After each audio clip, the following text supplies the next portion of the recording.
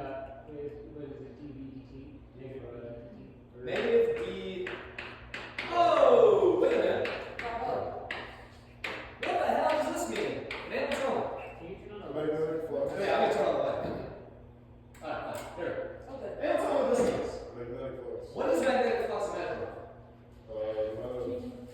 The amount of shit that's going through magnetic field that through surface area? Yeah, hey, we have some area, I don't care what it looks like. And if I want to know the amount of magnetic field going through there, well, I say, okay, this is my magnetic field, right? And this is my area vector. They have some angle between the two, and you can measure how much magnetic field is going through here. Now, typically, we're used to seeing B times A. First thing I'm going to tell you is this only works if your area vector and your magnetic field vector are perfectly aligned, like this. Okay? If they're negative like this, you just put a negative sign out front. When you say aligned, do you mean perpendicular or is it perpendicular? What? Is it aligned? Aligned, like meaning like this. Area vector, magnetic field. So parallel. Oh, parallel.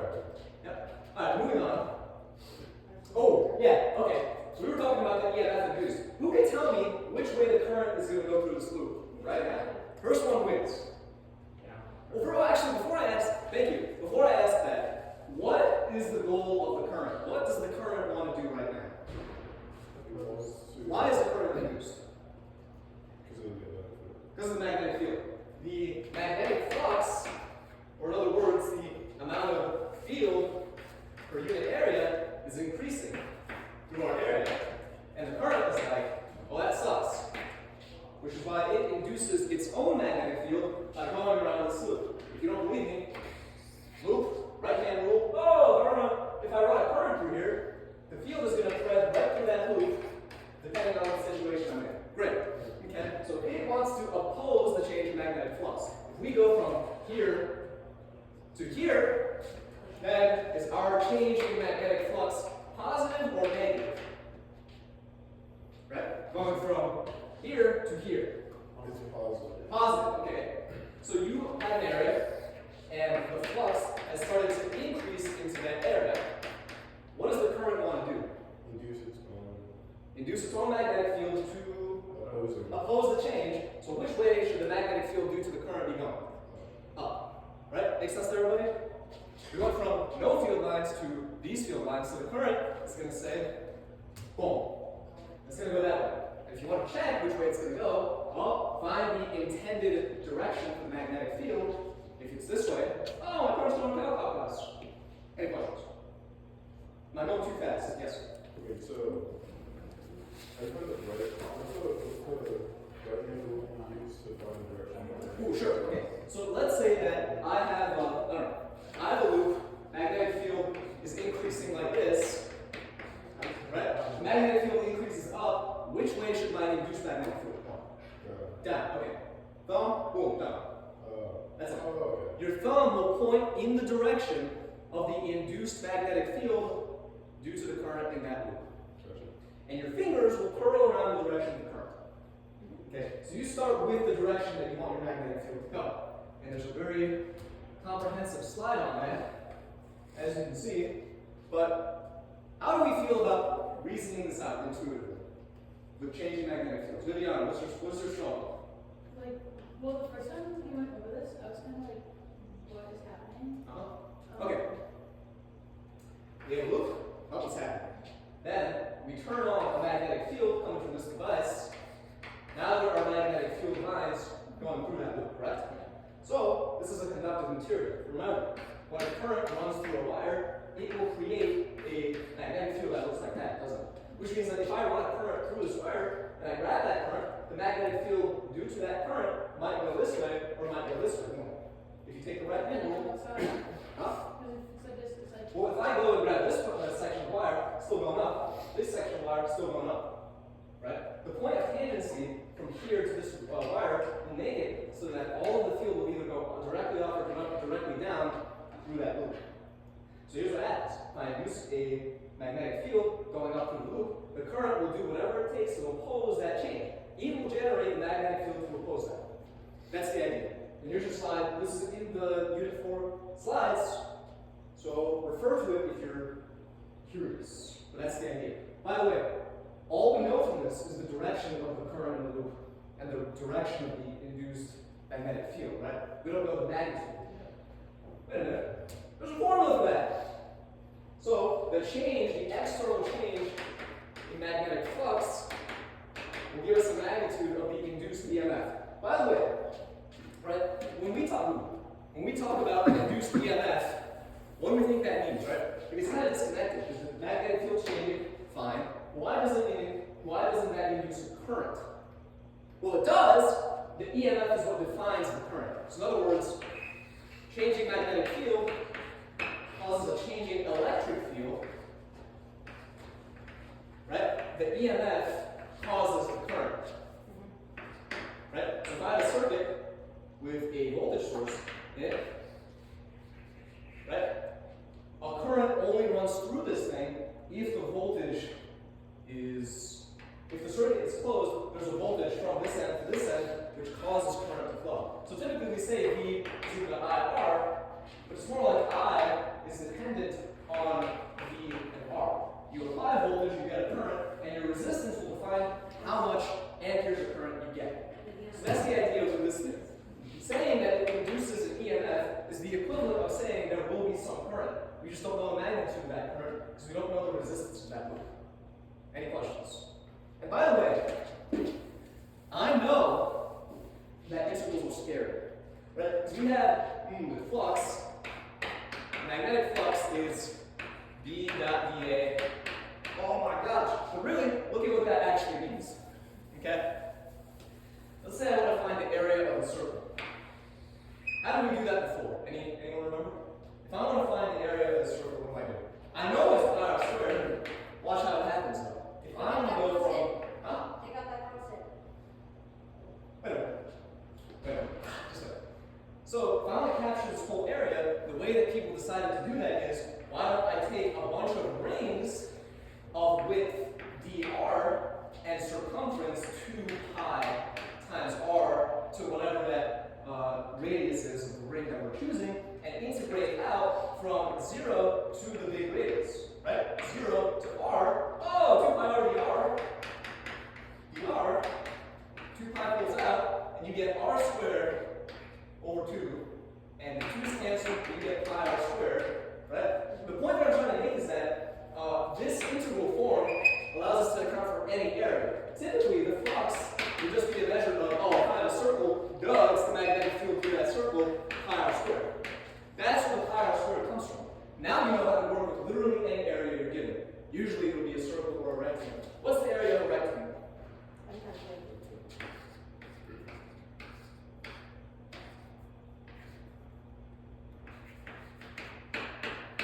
AB, isn't it? That also came from an integral. That's the point I'm trying to make there. But the point is, that's why it's an integral form. You can't always say B times A. And by the way, the dot product just means how aligned are our vectors. If my magnetic field goes up like this, and my area vector is doing this, how much flux am I getting right now? Zero. How about right now? The most that I could ever get. That's why we have a dot product now. Okay, moving on. Right? Let's say I have something nice and easy, right? We have a circle, and we have a magnetic field through it. And we have a nice, simple, uniform magnetic field, and we have the area of our circle. In this case, it is totally fair game to say your net magnetic flux, which is going to be the area of the circle, times your magnetic field. Uniform magnetic field, you know the area of the circle. But what if the magnitude of the magnetic field depends on how far out into this circle you are? Well, you have to account for that somehow. So, refer to your interval, your element dA, we're expanding with rings again, 2 pi r dr, right? And our magnetic field is a function of the radius, isn't it? So we say that if B is equal to some constant 10r, and then we drop the integral of that into here, 10r 2 pi r dr, right? You get 10 2 pi integral of r squared dr, 10 2 pi r cubed over 3 is your net flux. And notice that if I just said, oh, I have the area of a circle and I have the formula for the magnetic field, why isn't it just 10r times pi r squared? What does that give us? That gives us r cubed times times 10 pi. Oh, wait a minute. These two are like completely different. That's why you can't just always say B times A. If you have a varying magnetic field, you better account for that, and that's why you want to use this integral form. Okay? The BA is going to be whatever's convenient at the time. Is this kind of making sense so far? Yeah? Alright. So, have this on your note card. The only reason I'm bringing this up is a concept that I don't want to explain it now. We have to have this on your note card. The change in magnetic field will evoke an electric field. Any questions? Okay, it's a formula. So, the next thing we have to move on to is the circuits part of it. Okay? We talk a lot about AC circuits, don't we? Right? Well, in talking about AC circuits, we also talk about reactances. And we also talk about treating reactances for elements like the capacitor and the inductor like resistances. Why are we allowed to do that? Well, let's take a look. Ooh, anyone remember those formulas that have like E to the something, and then your something is like something 1 over tau, right? Yeah. Right. Anyone wonder why we have an E in this to begin with? Throw an answer. Yeah, it's weird, right? Okay. Well, let's see. First of all, we got to talk about the capacitor, right? Parallel plate capacitor. We remember capacitance depends on the geometry of this thing. Distance between the two, area, permittivity of free space, right? So here's what I'm going to tell you. This is an electrical engineering trade secret. The current through a capacitor is going to be the capacitance times the change in voltage with respect to time. Right? Remember, our displacement current, which is our fictional current. Anyone remember? That was so weird. Fictional current. All that is really saying is that when you have electrons gather at this plate, can these electrons jump from this plate to this plate? No. Why not? Because if the distance to this plate is like a meter, or like half a meter, or even an inch, to an electron, that might as well be like half a light year, or something, right? It's not going to happen, don't count on it. But, remember, Isn't the magnetic field why we have the current? what's up? Isn't the magnetic field why we have the current? No, the current is why we have a magnetic field. Watch this, right? So, when I have a situation like this, if I were to put an electron right here, the amount of electrons gathered on this side would cause it to go that way, right? This one does not want to hang out with these guys. So, I can express that by saying, I have an electric field between these two capacitors, can I? And as that electric field builds, that creates a current in which energy transmits from here to here and pushes whatever electrons are out here away, which causes the current to continue. However, once the electric field is done changing and all of the charge is built up here, there is no more current, which is why the current through a capacitor is CdV/dt, because once the voltage stops changing, stuff stops changing in here, electrons can't move anymore. Okay? So, I just do all that, but that's the idea there. E, right? Let's think about, by the way, this is all fair game. I know you know all the equations. I'm going to send all of you a note card. When you're on the exam, I want you to think about how you're going to treat these problems. Okay? Because I know you know how to apply a formula, but I don't know that you know why things are happening and where everything is going, right? So, we have a capacitor, okay? Let's say dV dt is equal to 0. The voltage is not changing. What is our current through this capacitor? 0. Yep. Okay? Once we induce a voltage, electrons start gathering out here. And once that voltage is done changing, and we have an electric field, and nothing else is happening, right? Remember, the buildup of electrons here is going to mean adding more and more through a current this way is going to be more and more difficult. So our steady state says that once we're here, we're done. No more current can flow through them. Okay? But take a look at the graph for our current. There's time. Here's the current through a capacitor, right? So we started off with no current, and then suddenly we induce a voltage. So at that point, when the electric field starts changing, right, that change is going to be very sharp, and the current is initially going to be very high. But then it'll diminish like this. And the best way to model a function like this is, e to the minus something, right? That's why we use E. That's why E is in those formulas. So the next time you look at a circuit problem, think about what is changing. Think about if a switch is being thrown, you get the problem, okay? And same thing with an inductor, right? What does an inductor do? Opposes the change in current. So if I have, my slide covers it, ready? Okay, this is my circuit. The switch is open. Is there any current through the circuit right now? No, correct. I close the switch. Is there a change in current right now? Yes. Why? Because it went from 0 to having current. Yeah, it went from, well, there's a voltage now, right? So the electrons feel the need to flow across the circuit, okay?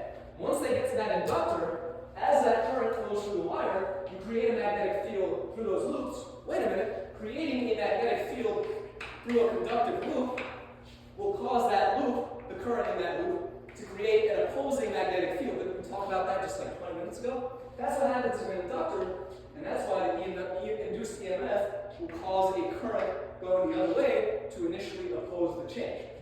That's why the voltage, or the induced EMF, is equal to the change in current with respect to time times the inductance. Okay? So, again, voltage causes the change in current with respect to time. This is what our graph for the current looks like. Okay? Right? Initially, our current through the inductor is 0. Right? The inductor does not want any current to flow because EIDT is at its maximum. You just apply the voltage, all those electrons are going to start moving. This inductor does not want that to happen. So initially, your current will be 0, but then as time goes on, it will increase and level out and be a constant current, which will make our inductor behave like a short. Okay? And how do you model that function? 1 minus e to the minus something. That's why we have this one. Thank you. Right? So, and again, looking at the circuit, switch is thrown, our voltage is 0, and the change in voltage is 0. And this is going back to the capacitor. Once we throw that switch and voltage is applied, right, the voltage starts increasing across that capacitor, the change in voltage is positive. So I just talked about the current of the capacitor. Okay, this is the changing electric field inside the capacitor. As you can see, the distance between this accumulation of electrons and the lack thereof over here causes an electric field. Okay. Now, looking at AC circuits, we just talked about how capacitors and inductors are both opposing change. Inductors don't like changing current. Capacitors don't like changing voltage. So when you have an AC circuit,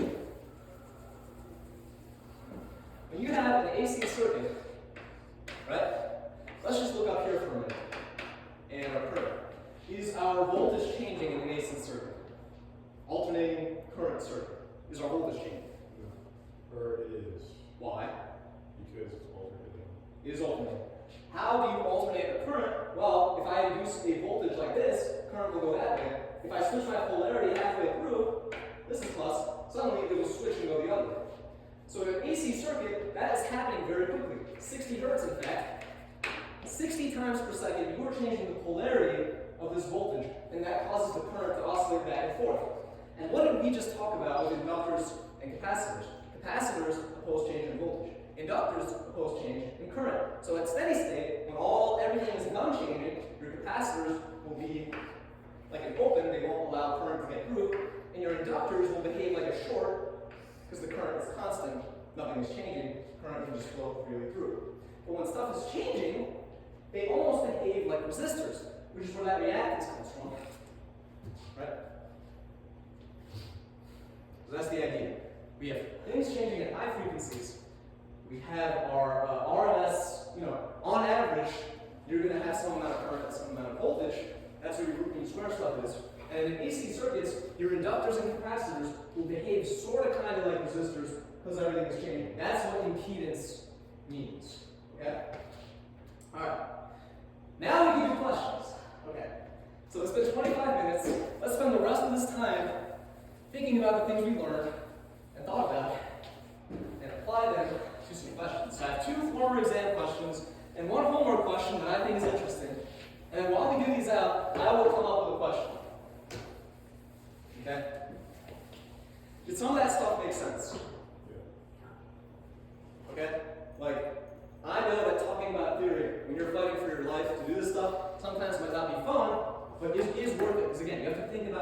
why stuff happens in order to do well on an exam question. All right, I'm going to let you look at this question for a second. Okay? And I'll draw it in the meantime.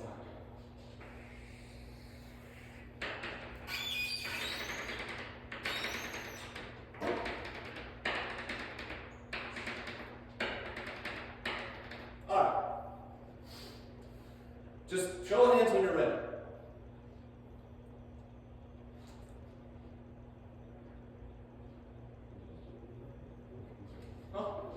Example.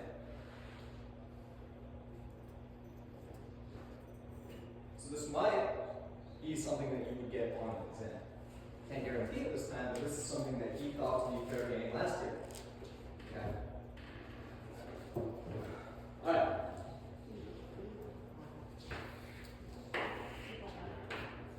Okay, we're thinking it through. Let's start by writing down things we know.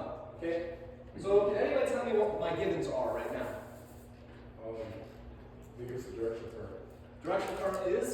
Clockwise.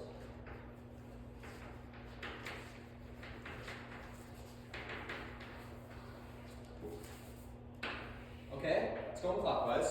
What else can you tell me? What else are we given? Magnetic field direction. It's going opposite. Out of the board. Out of. What else? What else do we have in this problem? Givens, numbers, anything. Give us the radius. Okay, we have a radius for that thing. Let's convert it to, what is it, in centimeters? Well, how many centimeters? 0.07. 0.07 meters is our radius. Okay. What else do we have? Resistance. Resistance. R is equal to 0.8 ohms. 0.8 ohms. We're given anything else? Current. Current. Magnitude of the current. Okay. I is equal to 8.09 times 10 to the minus 3 amps. Alright. So we're given all of this information, and what are we solving for? Well, the first thing we want is to find the direction, but also figure out the magnetic field is increasing or decreasing out of this thing. Okay. And then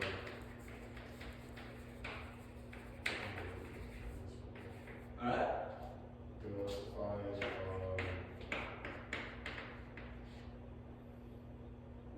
that's Find the change in magnetic field with respect to time. Okay. So for question A, remember what we talked about at the very beginning of this, right? If we change the magnetic flux through this area, that'll induce a current through our conductive loop. Okay? So if our current is going clockwise, then which way are the induced magnetic field lines due to that current going? But use your right hand. Use your right hand. Let it hold on. Just wait. You're very good at this, Enoch. Okay, what are we thinking, guys?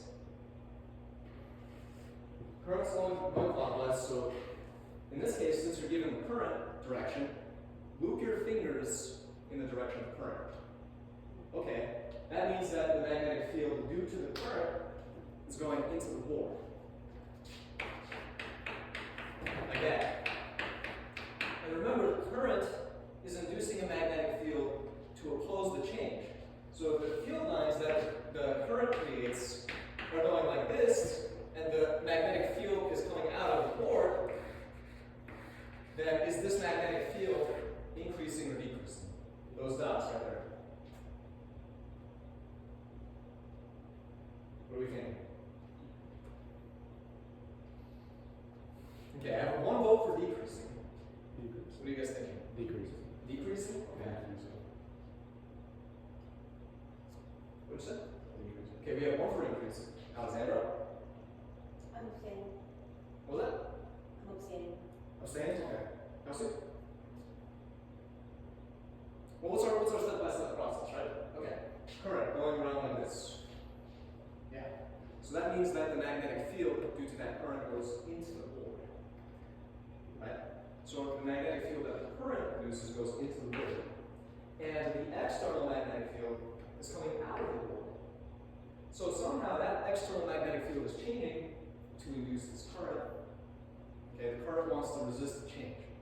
So, again, the external magnetic field is going like that, and the current behaves in such a way where it produces field lines that are doing this. What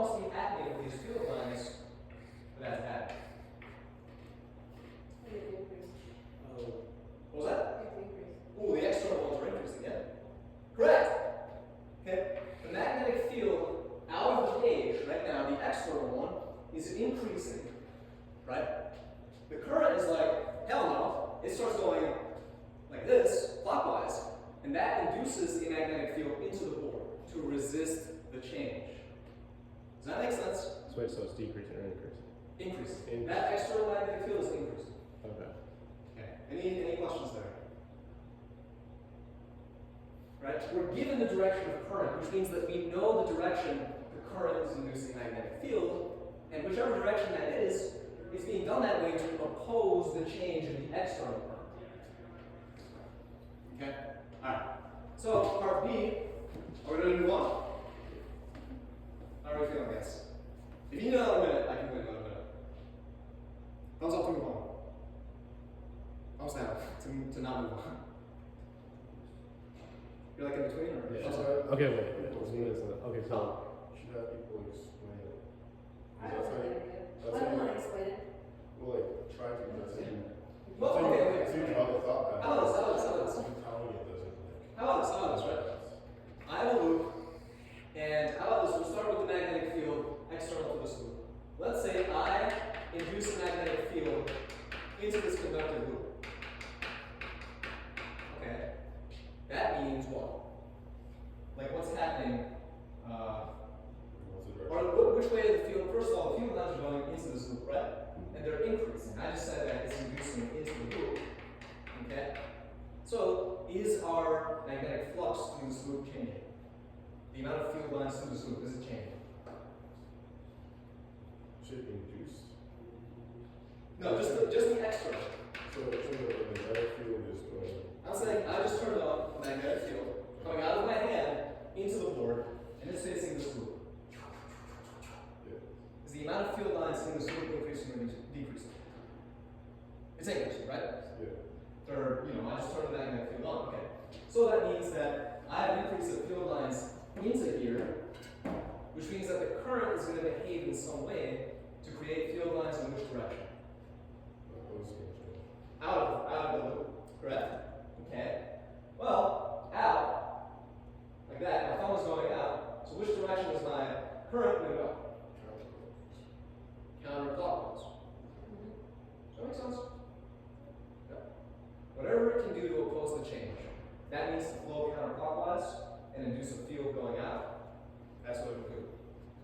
Alright? So this question, we're kind of going backwards because we're given the direction of the current. We know which way the current is flowing, which means that we know which way the magnetic field is induced by that current. Right? Clockwise. Okay? So, clockwise into the page. Right? The current through this loop is inducing a magnetic field to go into the page. Therefore, the amount of field lines from our external magnetic field are increasing. Okay. Alright. So that's the idea there. Definitely, by the way. Okay, this guy right here is in the slides. Just take a look at that. It'll tell you the relationship between the two. Between the external magnetic field and how the current is going to behave to oppose the change. Okay? Now, let's find the magnitude of the change in magnetic field. The external one. Right? Not the one from the current, but the external. Okay.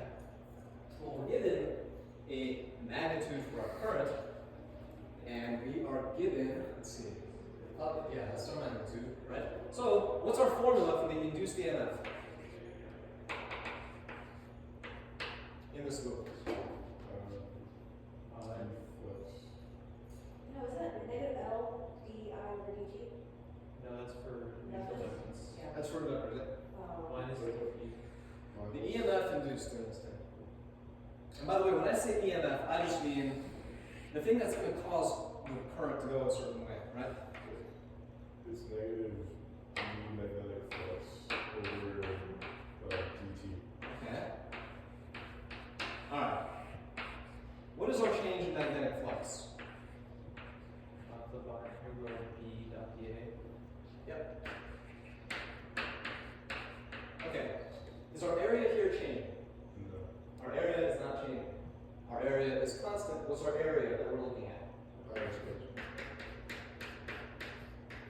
Okay. Well, we just said that the induced EMF comes around because of a change in magnetic flux.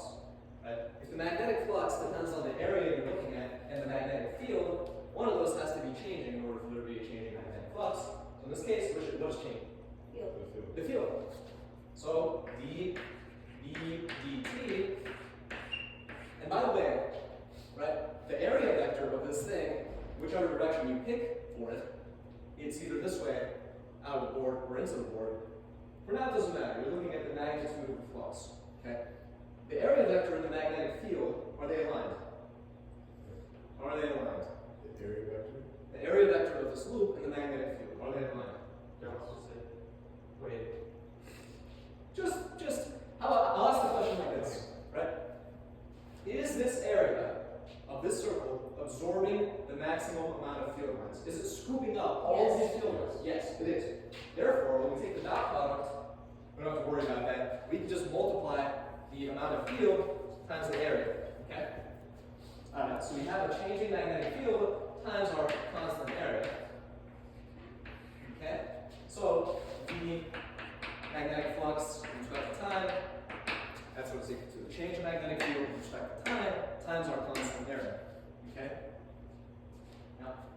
Now, right, we just said that our induced EMF, well, how do we find our induced EMF? What are we given? We're given a current and we're given a resistance, right? What's our golden rule? The V What's equals, our golden Ohm's rule? law, V equals. Ohm's law, which is? Viviana. What's Ohm's law? V Quick. equals I have electrical engineers in here right now. I V over R. I equals V over R, V equals IR, etc. So, the EMF induced is equal to the current induced times our resistance. Are we given our induced current? Yes. Are we given a resistance? Okay, so that means that we can say the induced current times the resistance are equal to our EMF induced. But wait a minute, we just said that our EMF induced is equal to the change in magnetic flux with respect to time, didn't we? Which means that all three of those things are equal to each other. I induced, okay? So we take our current, so tell me the magnitude of our current? I put it on my milliamps. I put it on my milliamps, -3. And what's our resistance? 0.8. 0.8 ohms, right? Yeah. Okay. All of that, That's like my 80 of each end. all of that, yeah, is equal to our change in flux with respect to time, based off of this relationship, okay? And if we know this is our change in flux with respect to time, well, what do we ask for? What is this problem asking us for ultimately? What is the rate in which the field is changing? Oh, what is that? Rate. Right, dB dt. So, dB dt times our area is equal to all that s. So ultimately what you say is, I'm going to convert this back into its units, but the induced current times the resistance over pi r squared equals The answer, dB dt. dB dt. Okay, does that make sense? What do you get? Yeah. You can compute this if you want, but this is how you would solve for it. You're given a lot of information that you can kind of add it together into this. Oh, wait. Okay? Alright, are we ready to move on? What are you thinking? Tyler? Nick? Any? Yeah. Yeah. And by the way, I know microprocessors is in this room in 20 minutes. There will be tutoring from 2 to 4 p.m. in the library if you're interested. Okay? Yeah, alright. Okay, we can move on. Okay, how about this?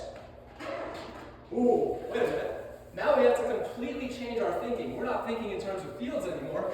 We're looking at, an AC circuit. Okay.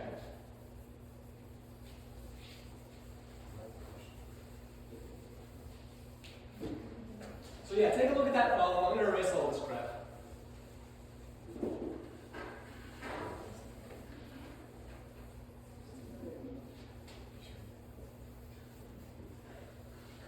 All right.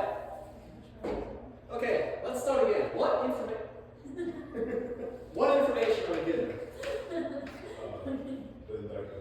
The inductance is equal to 15 times 10 to the negative 3 nanometers. okay. What else are we doing? The maximum current of 2.5 amps. Okay. What else are we doing? Frequency of 6 hertz. Okay. Wait a minute, we're doing a frequency.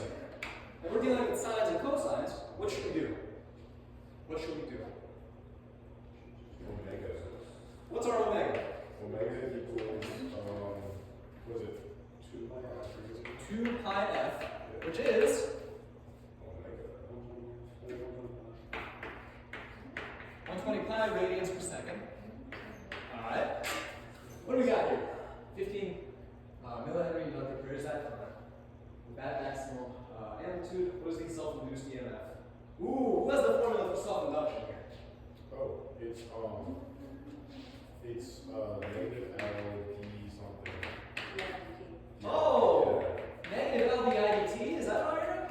Ooh, this is the same. By the way, when you get to circuits, if you get to circuits, when you get to circuits, this is the same as VL is equal to LVIDT.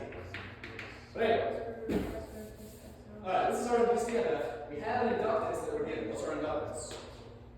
It's 15 times 10 to the minus 3 henries. But we need to find, wait a minute, oh, we're given I of t, aren't we? What's I of t? Someone tell me what that function is. Okay, first of all, our function looks like, okay, I max sine omega t. But depending on where we are, we're either up 90, back 90, or like 0. Ooh, we Yeah, need and the volts. phasers, right? Oh, yeah. Okay, that's the real question. Yeah, good. Very good point, very good point. Study. Okay. So we have some phase angle here because we're dealing with an inductor. What's our phase angle for an inductor? Negative is inverse tangent of. Oh, Where we need that. just, it's gonna be under no curve. This better be under no curve. Positive powers. If you look at the thing, here's our current and our voltage. Here's our inductor up here. So it leads by pi over 2. It goes into our formula, but there's a negative sign out here, so it's a minus pi over 2.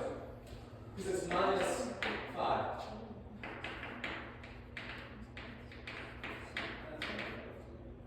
Okay? Yeah, good. I know what you meant. Alright, so how do we find d I dt given all this information? Any guesses? Ooh. We take the derivative. Oh, you take the derivative!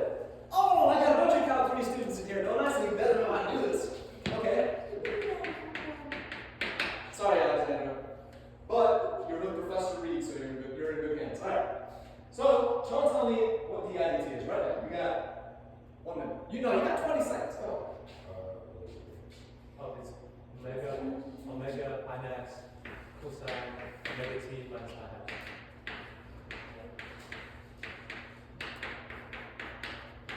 Any objections?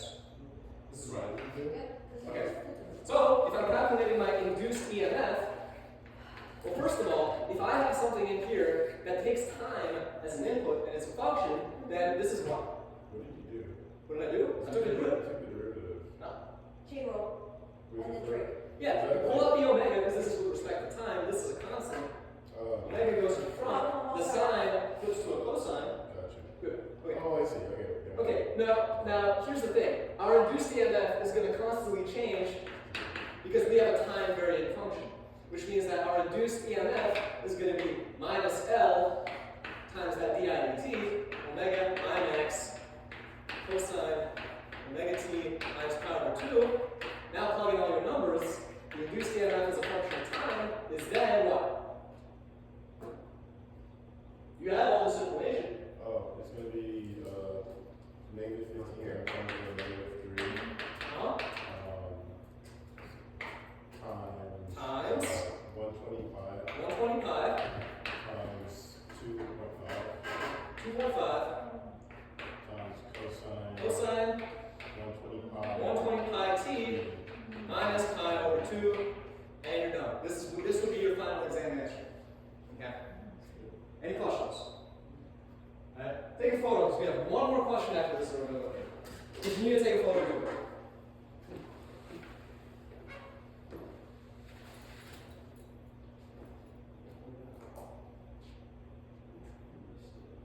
Alright, I need a thumbs up when we're ready to move on, by the way. Let me get out of the way there. Thumbs up, thumbs up. What is this? Making sense? Okay. Thumbs up, thumbs up. Ready to move on? Alexandra? Yep. Excellent. Enoch, Viviana, ready to move on? Okay. So let's roll here. Last question. Oh, it's a homework question. Alright, I think this is a necessary problem. Because what have we been looking at so far? We've been looking at conductive loops with a changing magnetic field in there, right? D, B, dt, whatever it is, it's not zero. Which causes a current either this way or this way to oppose that change with its own little field lines, right? But in this case, what do we have? Okay, B is equal to 0.75 Tesla. Okay, right?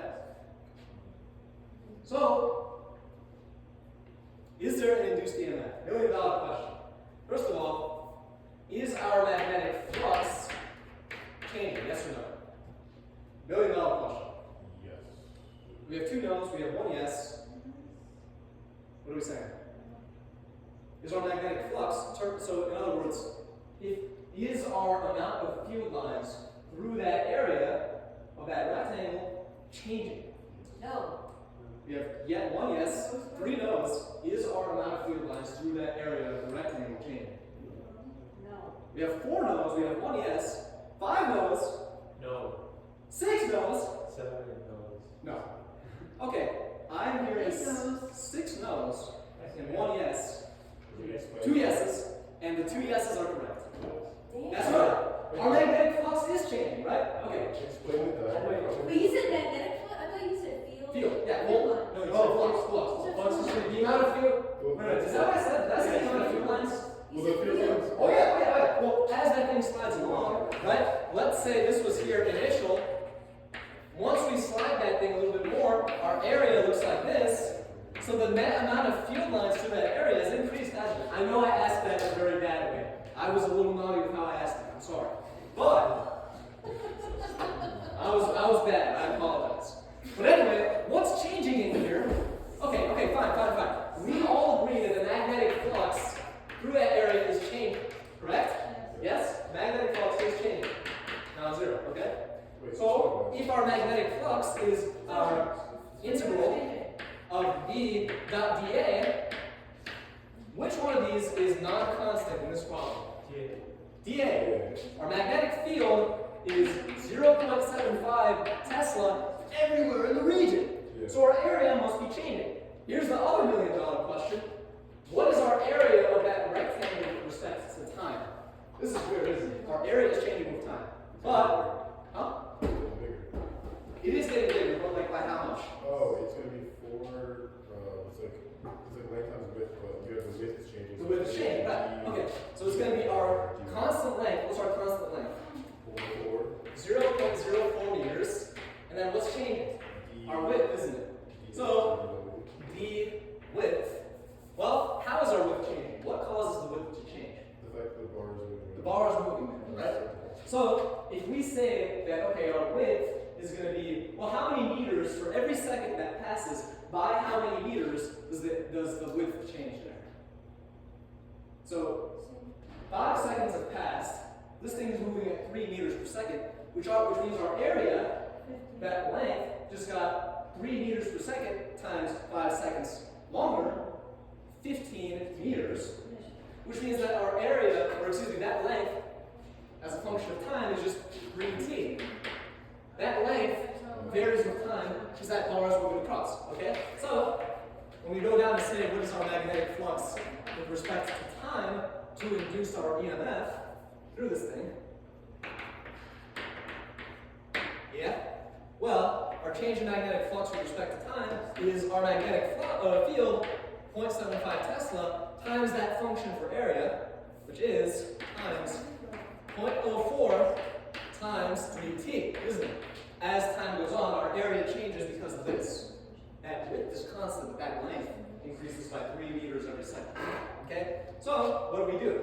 We want to take this is our flux, by the way. This is our flux. Our flux at any given moment is how many seconds have passed for our area times some constant magnetic field